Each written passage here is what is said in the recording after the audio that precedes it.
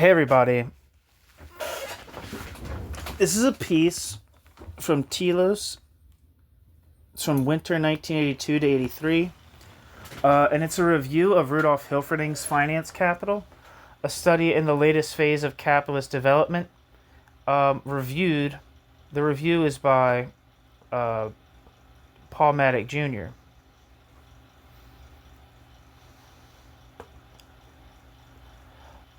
And here we go. Of a book that has been as famous as this one since its publication in 1910, one must ask both why it has taken 70 years for it to be translated into English and what is its relevance today.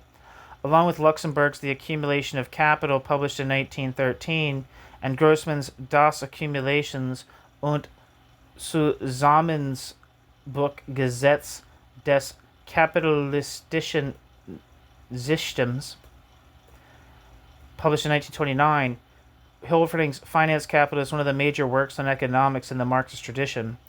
The early weakness of Marxism as a political force in the English-speaking countries did nothing to encourage translation of such books, and the victory of fascism, Stalinism, and 20th century Americanism blocked later development of this tradition.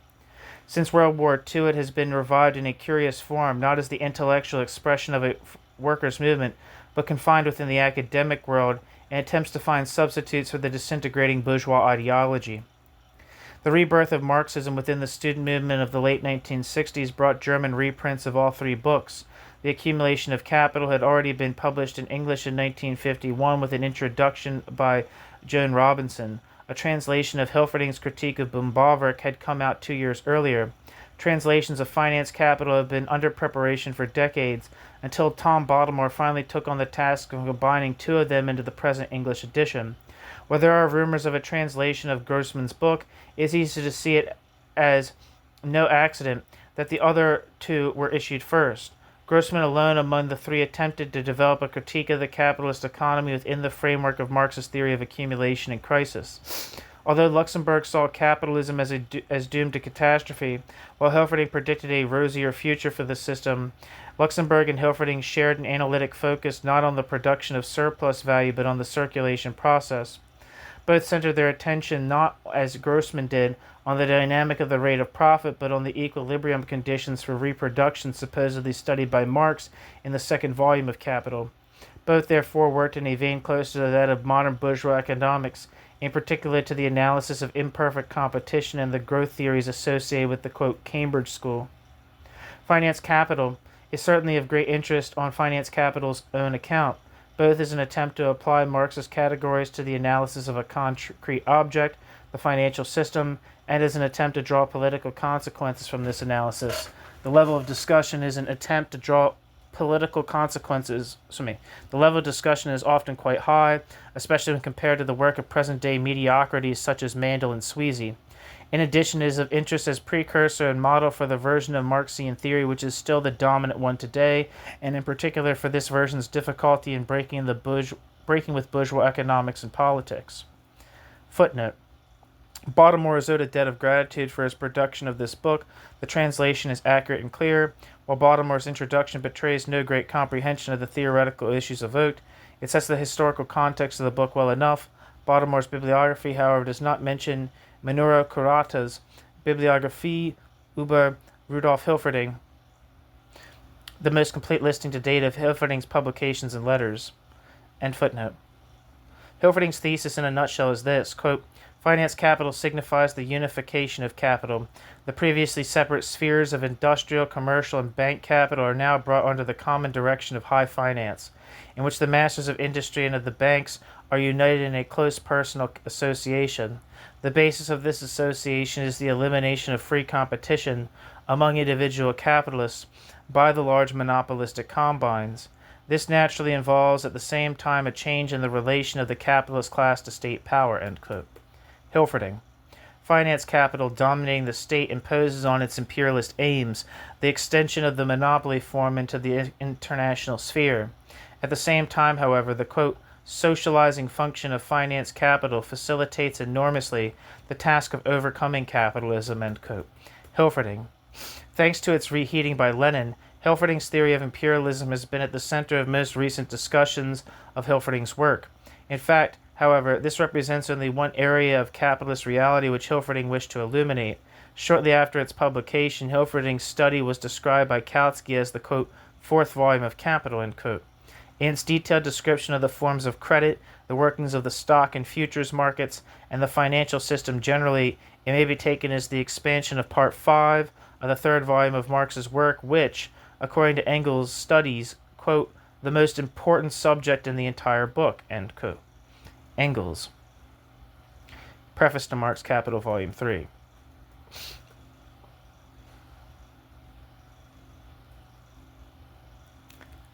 In his analysis of the political implications of finance capital, moreover, quote, Hilferding obviously goes beyond Marx's critique of political economy in the direction of the concrete, end quote. Cora Stefan, Geld und Staatstheorie in Hilferding's Finance Capital. In H.G. Backhaus et al.'s Gesellschaft Beträge zur Marxischen Theorie 2, end footnote. It is Hilferding's claim, however, that the concept of finance capital provides a bridge between abstract and concrete, between Marx's analysis of, quote, capital, apart from competition, the world market, and the state, as well as the strategic and tactical problems of, for instance, German social democracy. Finance capital is not merely, quote, the latest phase of capitalist development, end quote, but also, quote, the supreme and most abstract expression, end quote, of capital.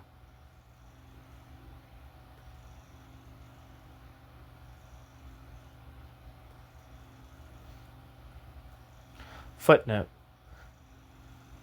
Quote, abstractly considered, all social capital could also be bank capital. For bank capital, after all, is only capital which is at the disposal of the banks, and there is no inherent reason why all capital should not pass through the banks, end quote.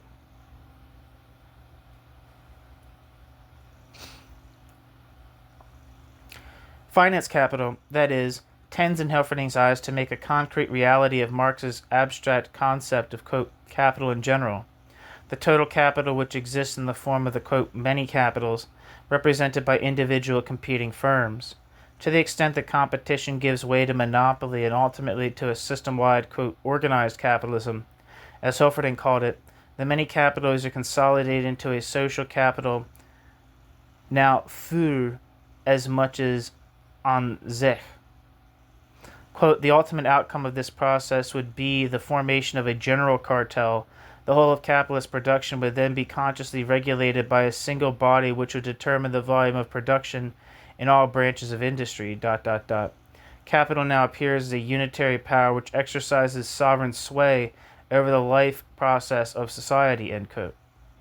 This identification of finance capital as a form, quote, in which all the partial forms of capital, end quote, banking, productive, and commercial, and all the individual branches of production, quote, are brought together into a totality, end quote, is what permits Hilferding's argument to reach from empirical description of a particular phase of capitalist development to the most abstract foundations of Marxian theory, the theory of money and money's basis, the labor theory of value.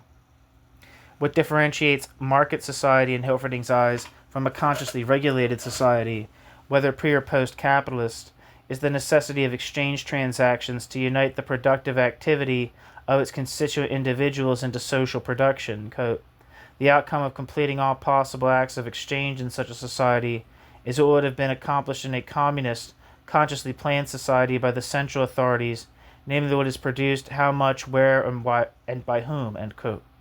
Hilferding. Sale of a product, the product's exchange for money, demonstrates that the labor that produced that product was socially necessary, is the social relation between producers that is represented by the reciprocal exchange values of the producer's products. In such a system, finally, money, a commodity serving to represent the exchange values of all other commodities relative to it, comes to provide a physical form of value, social labor, as such. Thus, quote, money is a social relation expressed in the form of an object, end quote. Hilferding. Hilferding reminds us that, as Marx pointed out, the elaboration of the exchange process by the mediation of money, so that a commodity is exchanged for money, in turn exchanged for a second commodity, makes possible a separation in time between sale and purchase, goods may be delivered before the price is paid. Alternatively, goods price may be advanced in anticipation of delivery. With this, credit is born. Specifically, the commercial credit extended by capitalist sellers to the capitalist sellers' customers, wholesale or retail. Another source of credit lies in the circulation of productive capital itself. Capital is money used to make money. To do so, that money must be transformed into means of production and labor power, which can, combined, create a product of greater value than those ingredients, provided that the value of labor power is less than the value created by the labor in which this power is realized. When the product is sold, the original sum advanced is recovered, if all goes well, along with the surplus value, known to a capitalist as profit. Some of the capital invested in means of production may not be recovered for years and may not be needed for years. For instance, the sums invested in buildings and heavy machinery. Meanwhile, the value of this capital accumulates in the form of money. Quote, since idle money can yield no profit, the attempt is constantly being made to prevent such idleness, and this task can be accomplished only by credit, which thereby acquires a new function. End quote. Hilferding. The money is lent to capitalists who can use it to produce new surplus value. This must then be divided between profit for the borrowing entrepreneur and interest for the money lender. The collection of money from those who are not using the money and the loan of it to those who can use it becomes a function of the banks, along with the handling of the various forms of credit instruments for payment. The joint stock system, another means for the consolidation of various sums of idle money into an amount usable for productive investment, also comes under the influence, if not the control, of the banks, who both lend money to stock market speculators and arrange the flotation of shares. In this description of the forms of credit, Hilferding largely echoes Marx's discussion in Capital Volume 3. What is new here is Hilferding's claim that in the study of the, quote, role which money plays in the circulation of industrial capital, we can discern the secret of how the processes of circulation themselves endow capitalist credit with the power eventually to dominate the whole social process, end quote. Hilferding. And in fact, the book, Finance Capital, differs strikingly from Finance Capital's Marxian ancestor in focusing entirely on phenomena within the process of circulation, the money-mediated transfer of claims to property, and its total lack of interest in the process of production. The central thought of the book is that since money is the representation of the social relations constituting the system, control of money achieved by the banks through control of credit means control of the system itself. Quote, once the credit system has gained a certain degree of development, the utilization of credit by the capitalist enterprise becomes a necessity imposed upon it by the competitive struggle, end quote. Hilferding. Gradually, firms become tied to the banks.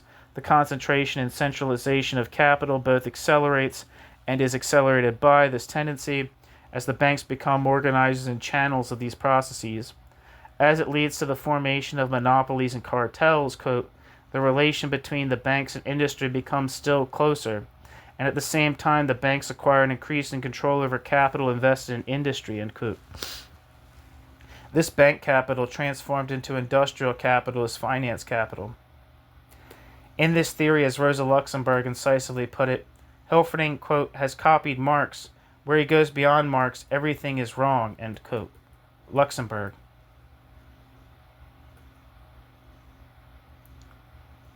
Hilferding is commonly criticized for overvaluing the role of the banks in the formation and control of capital.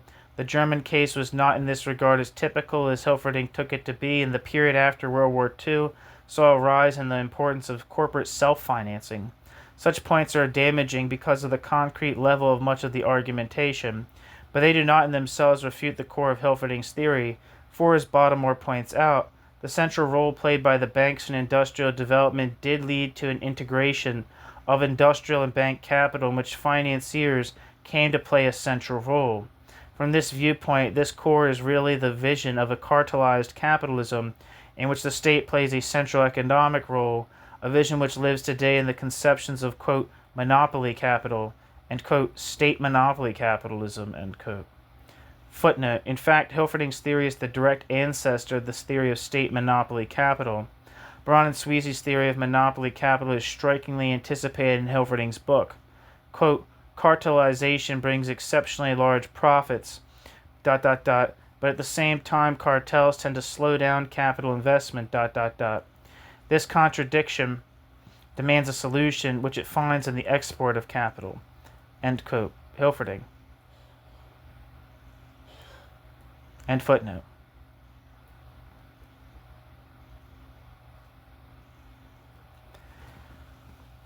Hilferding spelled out this vision and its political implications in a speech, quote, on the tasks of social democracy in the Republic, end quote, delivered 15 years after the publication of Finance Capital to the Kiel Congress of the Social Democratic Party. This speech shows that Hilferding's faith in the ability of capitalism to organize and regulate capitalism itself had survived World War I and the social, political, and economic changes it brought with it. Hilferding argued for participation in the democratic process, in opposition to views urging the German left to prepare for economic and political crisis and extra-parliamentary struggle against the Nazis. His argument was based on the idea that the capitalist system not only has no inherent tendency to economic or political crisis, but it transformed itself into a, quote, organized economy, consciously maintained in equilibrium through state regulation. Indeed, quote, organized capitalism thus in reality means the replacement in principle of the capitalist principle of free competition by the socialist principle of planned production. Organized capitalism thus in reality means the replacement in principle of the capitalist principle of free competition by the socialist principle of planned production. This planned, consciously directed economy greatly strengthens the possibility of a conscious development of the economy. A conscious development of the economy, which means nothing but intervention in the economy by the only organization possessed both of consciousness and the power of compulsion, intervention by the state, end quote. Hilferding, 1927. This new state of affairs manifested itself even technologically in the development of synthetics, which made laughable the idea of a world war fought for raw materials such as oil. In any case, the internationalization of cartels eliminated competition between national economies. In Finance Capital, Hilferding had already argued that with this development of capitalism, quote, the longer are the periods of prosperity and the more short-lived the crises, end quote. Monetary crisis is a thing of the past, so that downturns bring, quote, no run on the banks and mass withdrawal of deposits, end quote. Hilferding. Finance Capital. In Kiel, Hilferding asserted that, quote, for the first time since the war we have entered a general economic upswing, in particular in regard to Germany, end quote. This speech was delivered in 1927, 2 years before the crash that issued into the Great Depression and the New World War. How did Hilferding manage to be so very wrong? Footnote. In Baltimore's opinion, quote, if we take a longer view and consider the whole period from the 1920s to the 1970s, it seems to me that Hilferding's general theory should be regarded as substantially correct, end quote. Since, quote, the principal result of the crisis, end quote, of the 1930s, quote, was to promote a further growth of state intervention, which is the case in the case of Roosevelt's New Deal, helped to, quote, save capitalism, end quote, to create the conditions in which it was able to resume its rapid growth after 1945, and to make possible the development of, quote, welfare states and, quote, mixed economies, end quote. Tom Baltimore. A 50-year period including 20 years of depression and world war can hardly be described as an era of, quote, organized capitalism. Roosevelt's New Deal did not succeed in overcoming the crisis, which gave way only to the restructuring of capital accomplished by the war. The Keynesians' claims to responsibility for, quote, saving capitalism are no longer convincing, as the hastening return to crisis brings with it worldwide stagnation, inflation, harsh international economic competition, and the dismantling of the welfare state. The mixed economy is now revealed to be not a means of overcoming the anarchy of capitalism, but a sign of the degree to which the market system no longer functions without giving birth to a new form of economy. See, for example, Paul Mattick, Economic Crisis and Crisis Theory, 1981, Chapter 4. Chapter 3 contains an enlightened critique of finance capital. End footnote.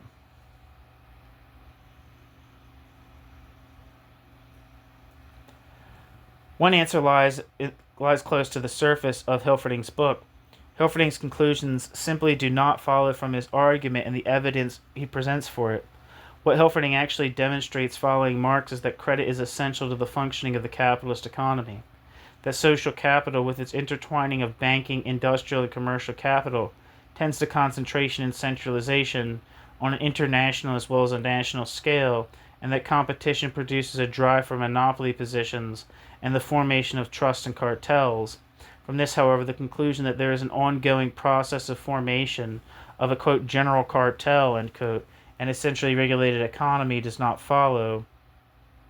A key step in the argument is the claim that, quote, there is a growing tendency to eliminate competition between the banks themselves, and on the other side, to concentrate all capital in the form of monopoly capital, ...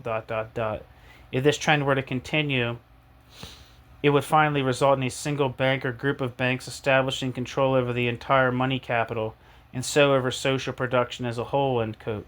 Hilferding. Footnote. In fact, Hilferding seems to have believed that this had already occurred, at least in Germany, since Hilferding states that, quote, even today, taking possession of 6 large Berlin banks would mean taking possession of the most important spheres of large-scale industry, end quote. Hilferding. End footnote.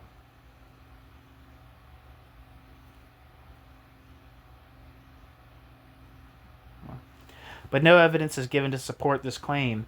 Indeed, Hilferding says elsewhere that, quote, cartels are powerless to alter the competition among capitals for spheres of investment, end quote. He argues that the, quote, professional banking principle of maximum security makes the banks inherently averse to competition, end quote. Hilferding. But Hilferding also points out that a will to eliminate competition, if such there really be, is not sufficient to do so. Quote, thus a contradiction arises. The restriction of competition can be accomplished most easily when it is least necessary, namely in a period of prosperity, because the agreement among producers then only sanctions an accomplished fact. Conversely, during a depression, when the restriction of competition is most essential, it becomes extremely difficult to conclude any agreement. This accounts for the fact that the cartels are most easily organized in periods of prosperity, ... but frequently collapse during a depression, unless they are very strictly organized, end quote. Hilferding. This, quote, contradiction can be stated in a more general way. The tendency to a, quote, organized capitalism and the overcoming of the anarchy of the competitive market is limited to the degree to which the tendency to crisis is overcome. With respect to this question, Hilferding seems to turn on Hilferding's own argument, claiming that, quote, the anarchy of production is not abolished by reducing the number of individual units, while simultaneously increasing those units' strength and effectiveness, ... Planned production and anarchic production are not quantitative opposites, such that by taking on more and more, quote, planning, conscious organization will emerge out of anarchy, ... To expect the abolition of crises from individual cartels simply shows a lack of insight into the causes of crises and the structure of the capitalist system, end quote. Hilferding.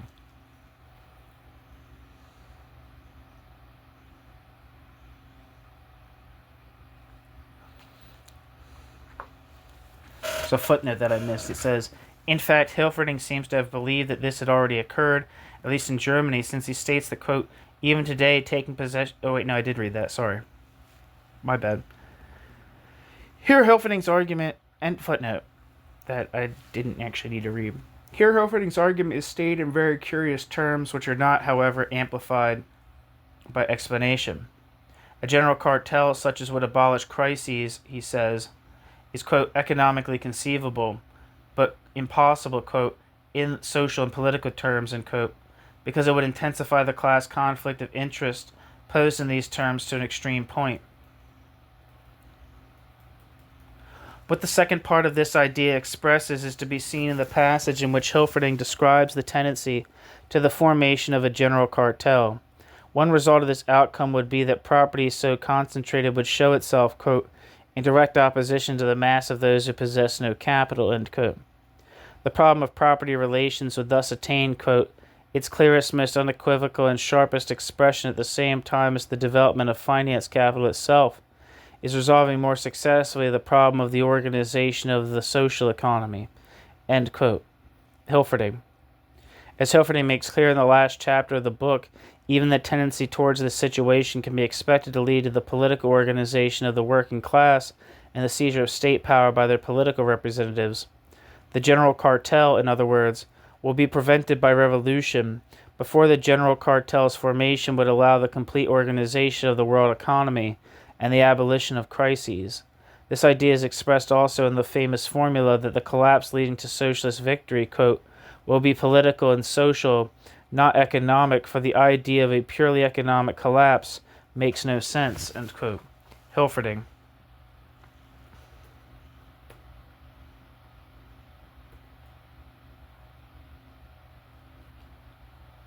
Economic crisis, then, is a necessity for the system only so long as its remaining degree of anarchy is not overcome, and the limit here is set by the political struggle of the proletariat to take control, by the seizure of the state, of the very mechanism of planning designed by finance capital, for finance capital's own purpose of social regulation. Footnote. In the words of the 1927 speech, quote, this means exactly that our generation is set the task of transforming, with the help of the state, with the help of the conscious social regulator, this economy organized and managed by the capitalists into an economy managed by the democratic state. It follows from this that the problem set for our generation can be, nothing but socialism, end quote. Hilferding. End footnote. Economic crisis is ultimately a political and social problem, and not an economic problem. To understand this idea, we must go into Hilferding's theory of crisis, expanding a long section of finance capital. This brings us to a deeper level of Hilferding's theoretical difficulty, where his analysis of crisis turns out to consist of two different and ultimately incompatible theories. Hilferding is generally considered a, quote, disproportionality, end quote, theorist of crisis, and this is in fact the approach on which his analysis rests. In this, Hilferding followed Tugendbaranovsky's argument on the basis of the reproduction schemata of Volume 2 of Capital.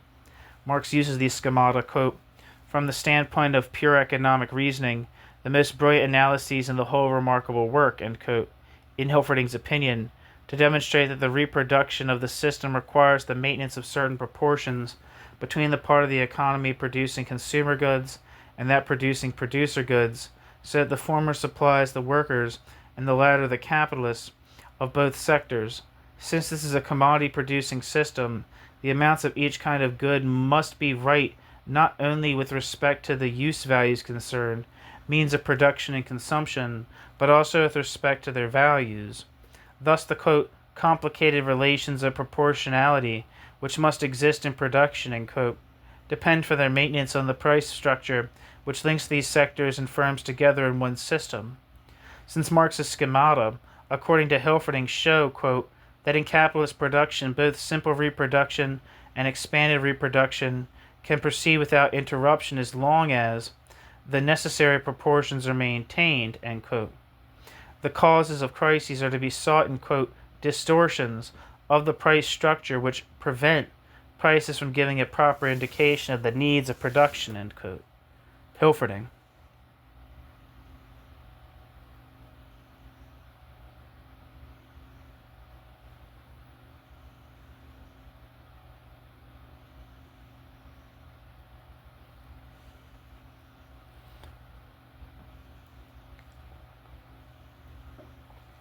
It is in the explanation of such distortions of the price structure that Hilferding invokes a quite different explanation of crisis, the tendency of the rate of profit to fall.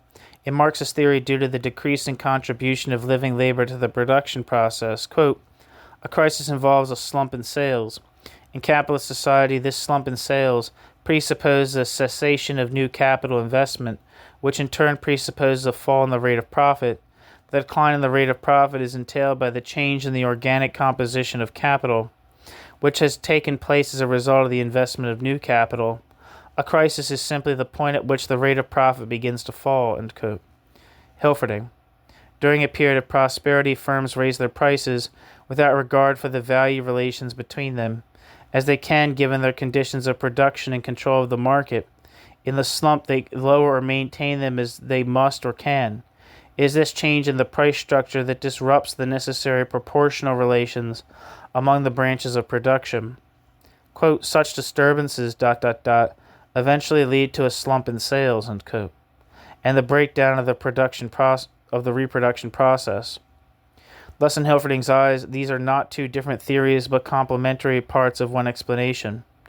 A falling rate of profit is, on Hilferding's account, a, quote, cause of crisis, while the disproportionalities due to the anarchic character of the market relations provide a, quote, general condition within which this cause operates.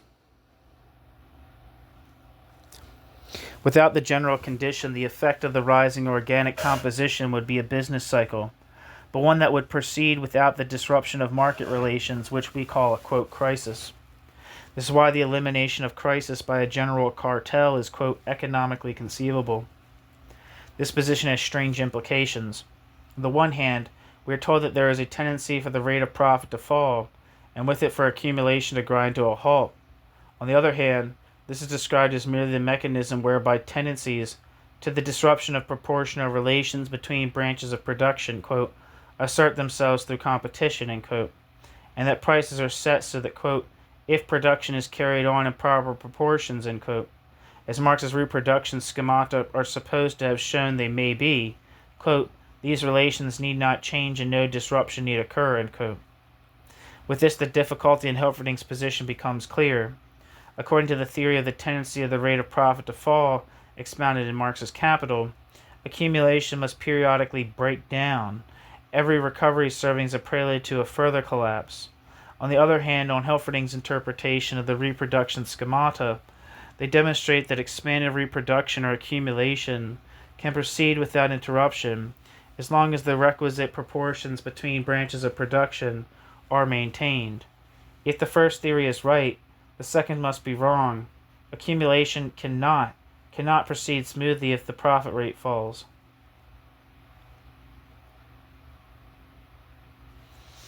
Indeed, according to Marx, it is the basic economic process of accumulation itself, and not the anarchy of the market, which produces a tendency to disequilibrium in the relations between firms constituting the social economy.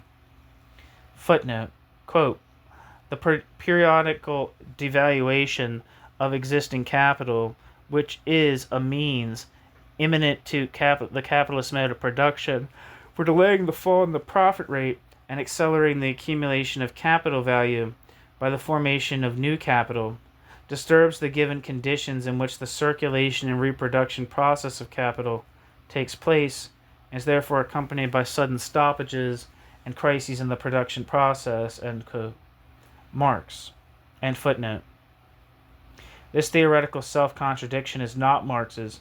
Marx makes it quite clear that his Volume 2 schemata have no bearing on the question of the possibility of equilibrated accumulation.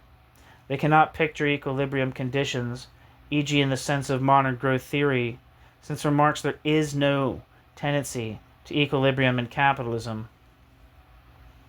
The role is, rather, to demonstrate that market or circulation phenomena are theoretically subsumable by the phenomena of production, that the expansion of demand and demand's division between demand for consumer goods and for producer goods is determined by the developmental pattern of accumulation.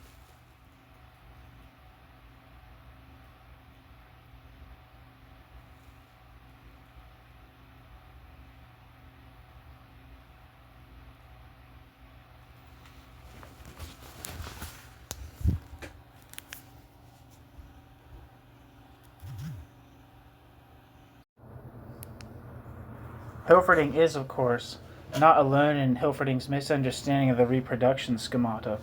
Rosa Luxemburg is only a particularly distinguished name in a long list. Almost all the discussion of Marx's solution to the, quote, transformation problem, following the work of Berkowitz, is based on this error. Footnote.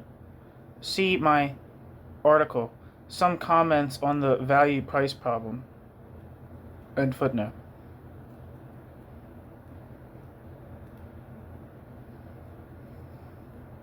It is alive and well today, despite the fact that Henrik Grossman had already exposed the mistake in 1932.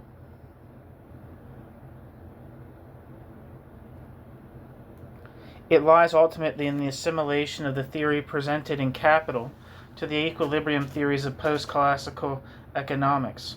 Thus the schemata are taken to express something, for Marx, a contradictio in terminus, quote, equilibrium conditions in the capitalist process of accumulation, end quote. Similarly, Marx's theory of value is taken as an equilibrium theory of price, although Marx likens the working of the law of value to that of the law of gravity, quote, when a person's house collapses on top of him, end quote. Marx. Capital Volume 1. And in fact, the problem of Hilferding's crisis theory have their roots in his misunderstanding of the theory of value. Hilferding's departure from Marx's approach can be seen in his analysis of the turn from prosperity to depression. Quote, every industrial cycle begins with an expansion of production, ... which in general can be attributed to the opening of new markets, the establishment of new branches of production, the introduction of new technology, and the expansion of needs resulting from population growth. As demand increases, prices and profits rise, ... The process becomes general as the expansion of each branch of industry creates a demand for the output of other industries, end quote. Hilferding, page 258. However, this expansionary movement is counteracted by the tendency of the profit rate to fall, intensified by rises in the price of labor power as the labor market tightens and in the rate of interest. Quote, a crisis begins at the moment when the tendencies towards a falling rate of profit, ... prevail over the tendencies which have brought about increases in prices and profits as a result of the rising demand, end quote. Hilferding. Similarly, quote, two conditions are necessary for prosperity to return. First, the restoration of proportionality, which is required in order to bring the depression to an end, and ... Second, an expansion of production, without which there can be no prosperity, end quote. Hilferding, page 297. Lest the second of these be taken as a simple tautology, Hilferding expands upon it. Once disproportionality is overcome, prosperity can, quote, get underway as soon as technical innovations or new markets generate increased demand, end quote. Hilferding, page 298.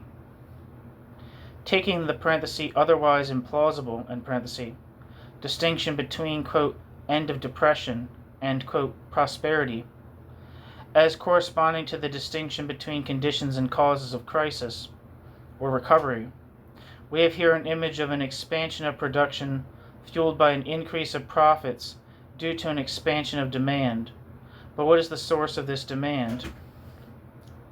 As Marx demonstrates in those schemata of Volume 2, an increase of demand means exactly an increase in investment, either in labor power, thus producing a market for consumer goods, or in means of production, thus providing a market for new technology, as well as for replacement of the old. Footnote. I leave out increased consumption by capitalists. This in any case is dependent on profits, end footnote. But this is nothing but expanded reproduction or accumulation itself. If the crisis ending the previous prosperity was brought on by an insufficiency of profit for accumulation, the new cycle cannot commence until a sufficient level of profitability has been reestablished. That is, the rate of profit must already have increased for the phenomena to which Hilferding ascribes this increase to exist. The, quote, tendencies toward a falling rate of profit, end quote, and the, quote, tendencies bringing about, quote, increases in prices and profits as a result of rising demand, end quote, which Hilferding saw as in conflict with each other, can only be identical.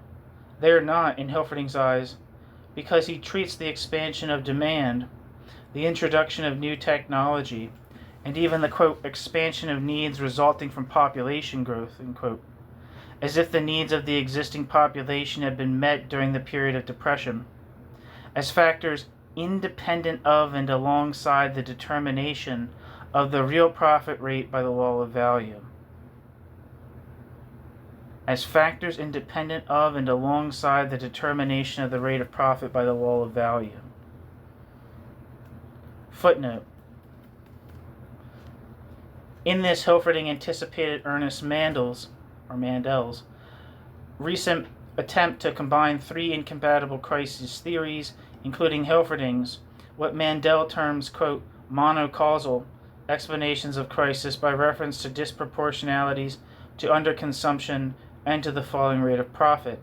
Mandel's combination of these three explanations into, quote, a correct theory of the capitalist crisis, unquote, however, amounts to no more than recognition that the economy, in the economy's cyclical course, displays both disproportionality in investment between the two departments of production and overproduction of consumer goods relative to effective demand, while the, quote, law of the tendency for the rate of the average, quote, the law of the tendency for the average rate of profit to decline is, a revelation of the basic mechanism of the industrial cycle as such, end quote.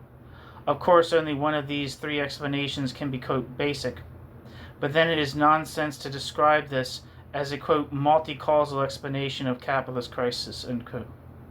Committing the same error as Hilferding, violation of the distinction between levels of explanation, Mandel is apparently unaware that he is aiming at an even higher level of eclecticism, since Mandel wants to combine with the falling rate of profit theory, a theory Hilferding's, which already includes it.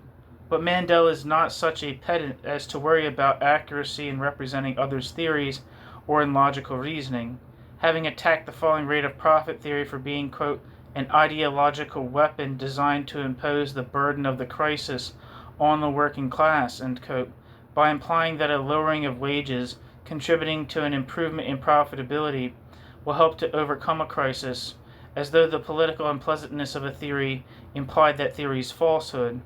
Mandel accepts the same conclusion himself a few pages later, along with the falling rate of profit argument itself. Quote, a cut in real wages, leads to a further rise in the rate of profit, end quote. Of course, denying this would force Mandel to choose between the scylla of contradicting the text he is introducing, capital volume 3, and Charybdis of naming Marx also among the, quote, reformist proponents of class collaboration, end quote. End footnote. Where am I? For Marx, the same mechanism, the movement of the rate of profit along with the changing composition of capital, explains depression and prosperity, in the form of bankruptcies and forced sales of assets, of the collapse of financial prices and bank failures. Capital is devalued. With this, the organic composition falls, and profitability rises to a point where accumulation becomes possible. Thus, the crisis is itself a solution to the problem of diminishing profitability. But just as the value relations between commodities are visible only in the form of their prices, which in Marx's conception must differ from the values, the movements of the profit rate are visible only in the form of the contraction and expansion of the markets for goods at profit-making prices. What Hilferding has done, in fact, is to confound two levels of description of the process of the business cycle, the theoretical level of value and the empirical level of price phenomena. The former, if it is meaningful at all, must explain the latter. Phenomena of value and price cannot interact. If the rate of profit has been depressed due to a high organic composition, the rate of profit cannot be raised by a, quote, expansion of production, end quote, which itself requires a lowering of the composition. The problem with Hilferding's crisis theory, therefore, is not so much its divergence from Marx's views, to which in principle one cannot object, is that Hilferding attempts to combine the Marxian analysis in terms of the labor theory of value with an analysis in terms of the bourgeois categories of, quote, demand, quote, innovation, etc.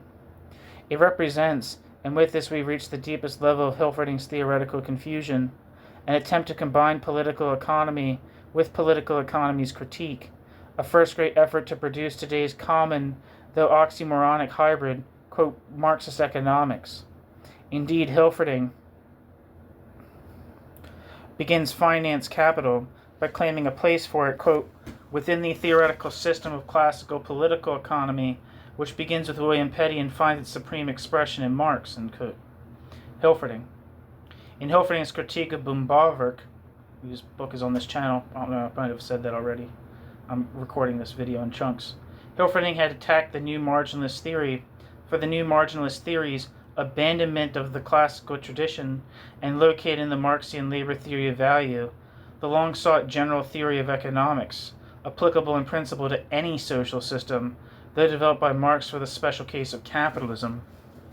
Marx's own view of the matter was quite the opposite of this. Just as Marx believed in the impossibility of a general theory of history, such as Hilferding also wishes to ascribe to Marx. Marx also believed in the meaninglessness of economic theory in the classical sense beyond the bounds of capitalism. It is for this reason that Marx's Capital was written as a contribution not to political economy, but to political economy's critique. It was precisely the illusion of classical political economy, maintained in post-classical economics, that categories peculiar to modern society, labor, capital, value, could be used to formulate general laws valid for all social systems, that Marx wished to explode. For Hilferding, however, what is peculiar to capitalism is not the laws of economics, but the laws of economics' indirect expression in the exchange relations between goods on the market. Hilferding's position is thus similar to those of present-day neo-Marxists, who see economic relations as one among many sets of relations that together constitute social relations as a whole. Hilferding's conception becomes clear if we recall Hilferding's comparison of the outcome of exchange acts in a market society with the decisions of the central authorities in a consciously planned system. In the second case, the relations of production linking members of society, as producers and as consumers, quote, are directly manifest as social relations, and the economic relations between individuals can be seen as being determined by social arrangements, end quote.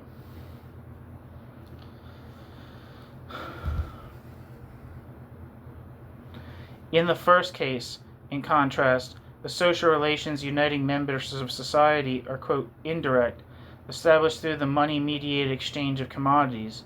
It is this which gives economic theory a specific task in the study of capitalism. Quote, to discover the law which governs this type of exchange and regulates the course of production in a commodity-producing society, just as the laws, decrees, and directives of the authorities regulate production in a socialist society, end quote. Hilferding.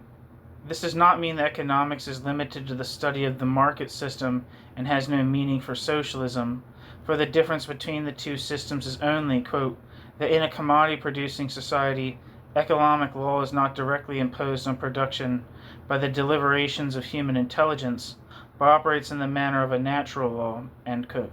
Hilferding.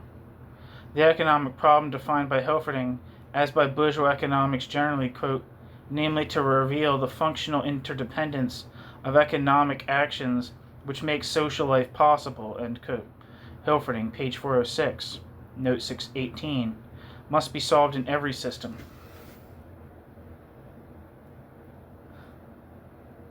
Footnote. See page 421, note 4, where Hilferding criticizes Tugendbaranovsky for, quote, taking account only of the economic categories of capitalist production, end quote, while overlooking, quote, the natural conditions of production which are common to all systems of production, end quote. Hilferding. End footnote. In socialism, it will be solved consciously and directly. In capitalism, it is solved mechanically and indirectly by the exchange of goods in the market. If market mechanisms, therefore, represent the domain of economics in modern society, its specific social character as a capitalist system is identified by Hilferding in the institutional separation of production from consumption that orients production to profits rather than to the satisfaction of needs. The search for profit, that is treated as a non-economic element. The search for profit that is treated as a non-economic element. For, in quote, the necessity for existing capital, to achieve a certain rate of profit, end quote. The, quote, expansion of production encounters a purely social barrier. A purely social barrier which originates in and is specific to this social structure, end quote. It is, Hilferding, page 241, it is to this feature of capitalism's social structure, rather than to the operation of economic laws, that Hilferding ascribes the crisis tendency of capitalism. Quote, the possibility of crisis is implicit in unregulated production, that is to say, in commodity production generally, but it only becomes a real possibility in a system of unregulated production which eliminates the direct relationship between production and consumption, characterizing other social formations, and interposes between production and consumption, the requirement that capital shall be valorized at a particular rate, end quote. Hilferding. This view explains the conception of crisis as economically unnecessary, though imposed by capitalism's social structure, and also Hilferding's vision of the relation of finance capital to the socialist future. The growth of cartelization, involving the subordination of market relations to conscious planning, represents a tendency towards the replacement of indirect by direct social relations. This tendency is discovered by Hilferding within the social character of credit transactions, the basis of finance capital itself.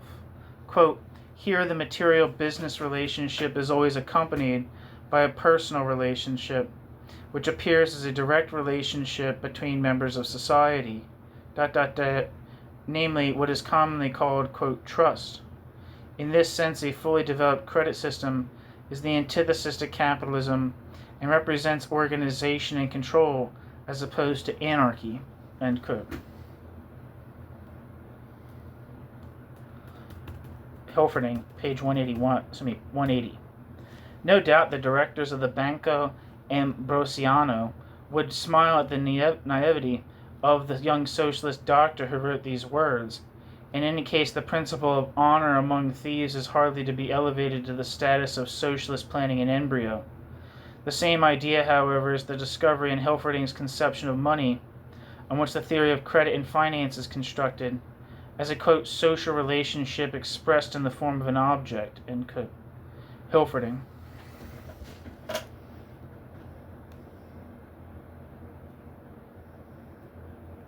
The reason, in Marx's view, for the impossibility of a general theory of economics is that economic categories are not merely representations of social relations in capitalism, but are required for the functioning of the system.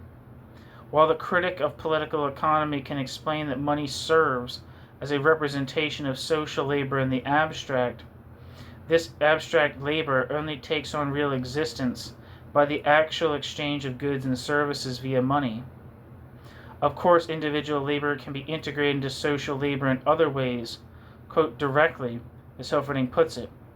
But then social labor no longer has the specific character that social labor has under capitalism. The differentia of capitalist production is lost. The, quote, abstract labor, that is the substance of value, is not constructed conceptually by abstracting from the properties of concrete labors, but in actuality by the exchange of products on the market. For Hilferding, in contrast, there is in principle no reason why the social relation represented by money cannot be expressed directly. The social aspect of money, money's quality of being the value equivalent of a commodity, finds its palpable expression in the substance used as money, for example, gold, but it can also be expressed directly through conscious social regulation, and in particular, since the state is the conscious organ of commodity-producing society, by state regulation. Hence the state can designate any token, for example a piece of paper appropriately labeled, as a representative of money, a money token. With paper money, that is, quote, a consciously regulated social relationship can take the place of a relationship which is expressed through an object, end quote. Hilferding. This potential becomes realized, Hilferding argues, with the development of finance capital. As the banks come to control the supply of credit, essential for the functioning of large-scale industry, all capital tends to be concentrated in the form of money capital, made available to producers only through the banks. Quote, if this trend were to continue, it would finally result in a single bank or group of banks establishing control over the entire over the entire money capital, end quote, and so, quote, over social production as a whole, end quote. Hilferding. This would be the system of the general cartel in which, quote, the whole of capitalist production would, be consciously regulated by a single body, which would determine the volume of production in all branches of industry, end quote. Hilferding. In this system, since the regulation of production would be carried on directly and consciously rather than indirectly through the market price system, quote, the illusion of the objective value of the commodity would disappear along with the anarchy of production, and money would cease to exist, end quote. Hilferding. In fact, the impossibility of this apotheosis of finance capital derives exactly from the transparency of social relations, no longer obscured by their material embodiment in money. In the general cartel, quote, property concentrated and centralized in the hands of a few giant capitalist groups manifests itself in direct opposition to the mass of those who possess no capital. The problem of property relations thus attains its clearest, most unequivocal, and sharpest expression at the same time as the development of finance capital itself is resolving more successfully the problem of the organization of the social economy, end quote. Hilferding. The barrier to the realization of the general cartel is thus a political barrier. Just as there is no economic necessity for crisis, end quote, the idea of a purely economic collapse makes no sense, end quote. Hilferding, page 366. So there is a transformation of form but not of economic content involved in the transition from competitive to organized capitalism. It is only that the indirect regulation of production by the market is replaced by its direct regulation by finance capital. This overcomes the anarchy of production. What remains, however, is the property relation of the owners of capital to the workers they exploit, and it is to the abolition of the relation, embodied in the search for profit, that the socialist movement must direct itself. Hilferding makes this distinction between socio-political and economic features in different terms in a discussion of national banking legislation. The management of money and credit circulation, Hilferding says, affects society as a whole. Hence, quote, there arises a demand to assign this task to the state, end quote. Hilferding. This threatens private interests centered on the profitability of individual firms. Nonetheless, quote, the social character of the task makes absolutely indispensable the elimination or vigorous curtailment of the profit motive, end quote. Hilferding, page 387, note 7. Here the profit motive is seen as extraneous to the functioning of the social system, as elsewhere it is identified as a problem of, quote, distribution rather than of production. It is for this reason that Hilferding describes the society ruled by the law of value in Smithian terms as a society whose, quote, members are individual proprietors who are compelled by the development of the division of labor to do business with one another, end quote. Hilferding, page 27. For Marx, in contrast, generalized commodity production and the laws peculiar to generalized commodity production appear only with the development of capitalism. It is the separation of the producers of social wealth from the means of production that transform their labors into the abstract social labor that is the substance of value. The generalization of the commodity form of the product of labor and the transformation of labor into wage labor are the same process. Hilferding does recognize that, quote, only capitalist production generalizes commodity production, end quote. But Hilferding does not draw from this the consequence that the commodity form can be fully understood only in terms of the capital-labor relation. This makes it possible for Hilferding to visualize the transformation of capitalism into socialism as involving no more than the abolition of the social and political domination of the capitalists, without the abolition of the economic system proper. The laws of the economy will remain in force, just as the continued validity of the laws of nature makes scientific technology possible. Quote, society as a whole, will then at last subordinate the economy to society as a whole's self. As society as a whole has been able to subordinate nature ever since society discovered the laws of motion of the natural world, end quote. Hilferding. What was once accomplished indirectly by the play of market forces is now determined directly by the socialist state. It is this conception of political change, rather than the abolition of economic relations and those economic relations' laws, as the heart of socialism that lies behind Hilferding's failure to see the necessity of the money form. The unsatisfactory nature of Hilferding's theory of money is due, in Stefan's words, to the fact that he is really aiming, quote, not at a theory of money, but at a theory of the state, that he writes state theory as money theory, end quote. Stefan.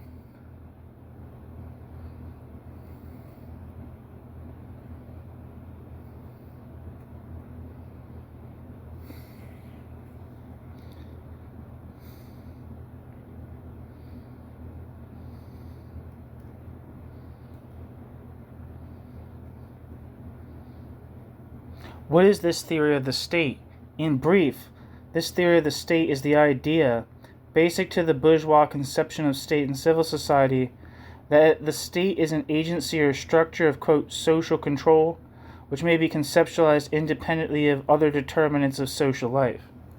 Since for Marx the modern, quote, state and, quote, economy can themselves exist as distinct forms of social relations only on the basis of the class relations specific to capitalism, the goal of the proletarian struggle, the abolition of wage labor, implies the abolition of the state.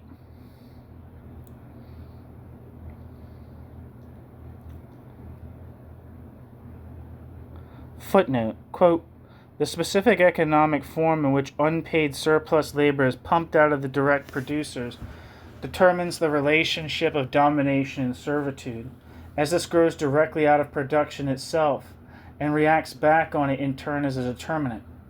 On this is based the entire configuration of the economic community, arising from the actual relations of production, and hence also its specific political form.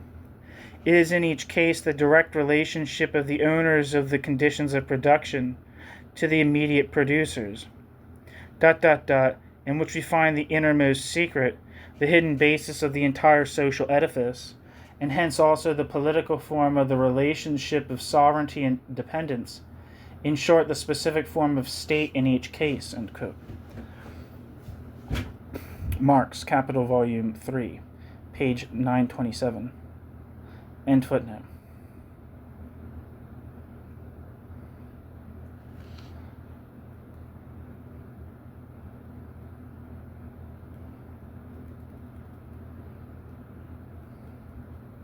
For Hilferding, however, the quote, ultimate political goal, end quote, of Hilferding's movement is, quote, the conquest of state power, end quote. Hilferding, page 368. The principle of socialism, as Hilferding expanded on this at the 1927 Congress, quote, is exactly to consider the running of plants and the economy as the business of society, and society has no other organ for their conscious control than the state, end quote. Hilferding. This is clear also because, quote, the essential element of the modern state is the parties, end quote, which represent the only medium through which individuals can act on the social level.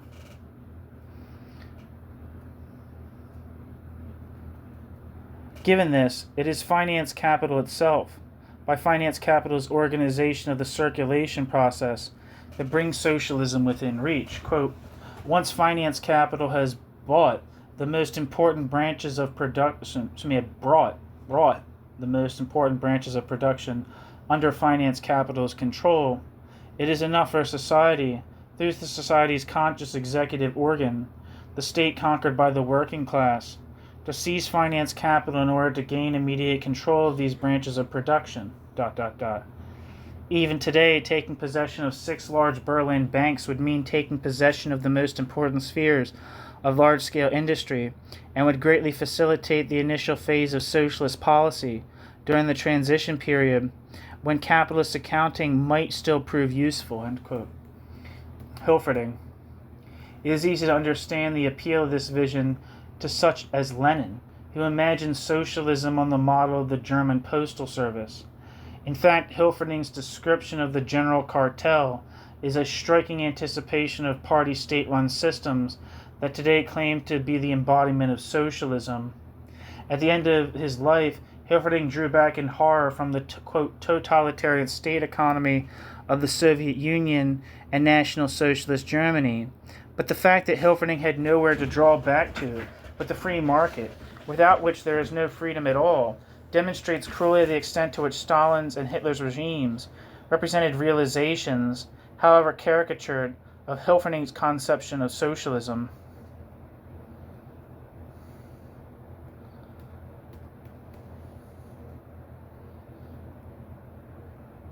Footnote. See Hilferding, State Capitalism or Totalitarian State Economy. Published in Modern Review in 1947. It was originally written in 1940. And this is still the footnote. It is quite striking that leftist intellectuals in opposition to the party dictatorships of the East can generally imagine no alternative to them in the economic sphere other than the reintroduction of the market, even at a time like the present, when the market system is visibly entering into a crisis on a world scale. A counterpart to this is the inability of the totalitarian systems to abandon, as Hilferding thought the general cartel would, commodity relations as mediator between rulers and exploited. End footnote.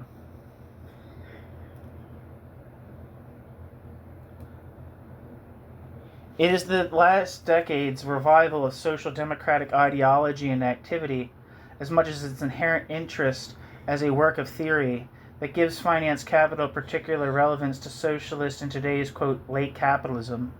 The Leninist mummies raised from the dead by the new left of the 60s seem by and large to have returned to their tombs. Aside from those who are temporarily inactive and the large numbers of non-party, anti-parliamentary direct activists visible all over Europe, leftists seem to be increasingly orienting themselves to various versions of social democracy, from the European ecologist parties and left factions within the official Second International parties. Eurocommunism represents another aspect of the same phenomena, to the DSA and its ilk in the United States. It is striking how many of the ideas of these currents were anticipated by Hilferding.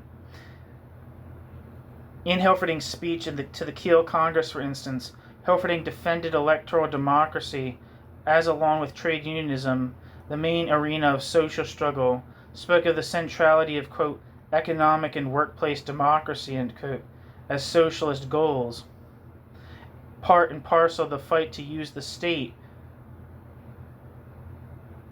quote, as means to the control of mastery of the economy in the general interest, end quote, against the special interests of the monopolies and big business, attacked pacifism for its, quote, unrealistic goals and called for a socialist defense policy, proclaimed the need to build alliances with the non-socialist center. Only the concluding phrases of this speech would be unlikely today. Quote, we know the way, we know the goal. When we fight under the slogan, true to the socialist principle, unmovable from the goal of the seizure of state power, both freedom of movement for our tactics, then the possibility of victory will become the reality of victory. End quote. Hilferding.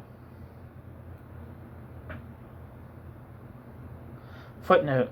It is worth noting that this conclusion of a speech devoted in large part to an attack on Bolshevism could well have been uttered by Lenin himself. End footnote. It would be unlikely because social democracy no longer even appears as the representative of an international movement of the working class, in struggle for the transformation of society. Marxism in particular has become a specialization of intellectuals, not the ideology of a mass movement. Were such words to be spoken today, however, they would be even more pathetic than Hilferding's claims, in the body of the speech appear to our hindsight. The ever-increasing rationalization of capitalism by finance capital led to the Great Depression and World War II. The victory over fascism due to social democratic participation in the Prussian government was followed by the destruction of the party, including Hilferding, at the hands of the Nazis.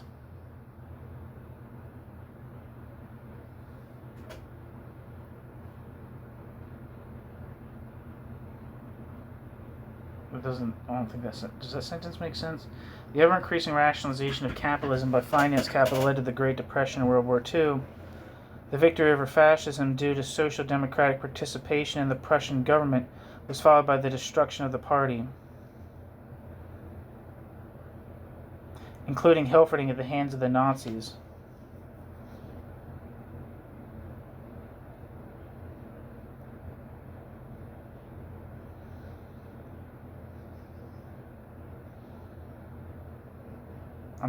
That sentence isn't correct.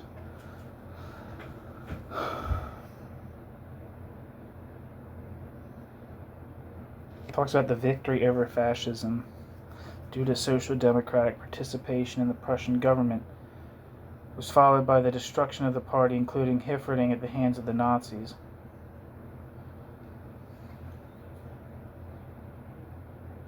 Weird sentence. I don't think it makes sense.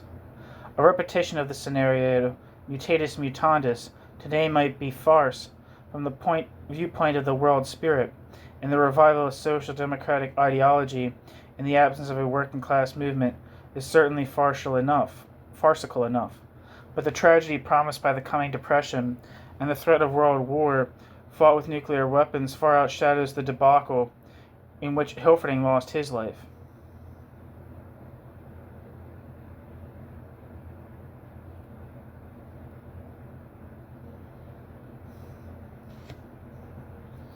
Pretty sure Hilferding was straight up killed by the Nazis. Just refer to it as a debacle was kind of weird.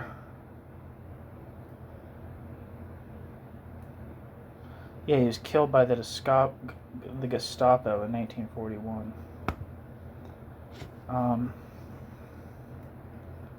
A repetition of this scenario, mutatis mutandis, today might be farce from the viewpoint of the world spirit, and the revival of social democratic ideology in the absence of a working class movement is certainly farcical enough. But the tragedy promised by the coming depression and the threat of a world war fought with nuclear weapons far outshadows the debacle in which Hilferding lost his life. Yeah, it's not, never mind. I'll just keep reading.